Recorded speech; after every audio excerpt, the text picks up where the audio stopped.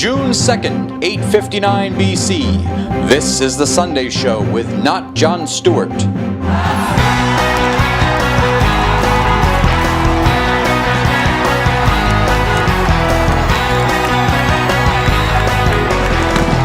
Hello everybody and welcome to the Sunday Show. I'm your host, Not Jon Stewart, and folks, what a show we have for you today. Of course, our big story, hot off the bull-singed barbecued altar of Elijah high atop Mount Carmel. This weekend, Elijah paid a visit to King Ahab to let him know that God has become none too happy with us as a people for becoming a nation of flip-floppers, worshiping Baal one half of the year and Yahweh the other half of the year. Of course, you know what Nazareth drivers say, there are only two seasons, Yahweh season and construction. So Elijah set up a little friendly competition with the Baal camp. A little, I'll show you my God if you show me yours, if you will. They met on Saturday when 450 prophets cut a bull into pieces, stacked it on an altar, and cried from morning until noon, "Oh, Baal, you are the one true God! Baal, light this bull on fire!" Nothing. Not a peep, not a whisper, not a silent but deadly you-know-what from their good gold god Baal. In fact, the only sound at all was that of Elijah mocking the prophets. "Speak up," Elijah says. "Maybe your God is meditating. Or maybe he wandered away. Or perhaps he just needs a little me time. Or maybe you're pronouncing it wrong. You know, the glottal stop between the bay and the ul is very difficult to pronounce. Baal, or is it Baal?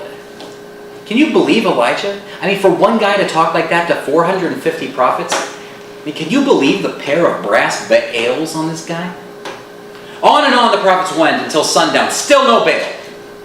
Then Elijah puts a bull on his altar, and before he prays, he asks that it be doused with water.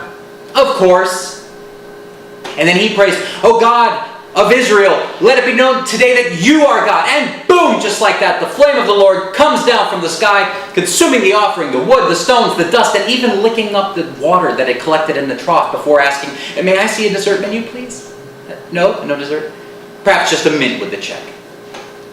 Can we get a close-up on that tip? And God is a very good tipper. We can only do 10%. And hearing this, the people cried, "The Lord indeed is God!" You know, I don't think a baked bull has caused this much of a stir in Asia since about 2,862 years from now.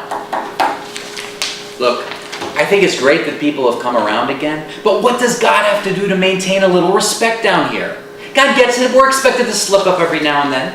Well, the first time your parents leave you home alone for a weekend, you're expected to break a couple of rules, sure. But when your parents return, they don't expect you to not remember who they are. "You're not my parents. These nachos are my parents. I love them so much. I've never seen you before in my home. Oh, yes, now I see the resemblance. Yes, you are my parents.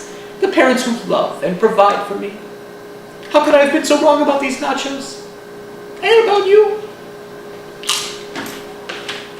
But I do appreciate that things are good again now. The drought is over, and we're back to believing in Yahweh. At least until they convert the old Baal statue into a pink berry. We'll be right back.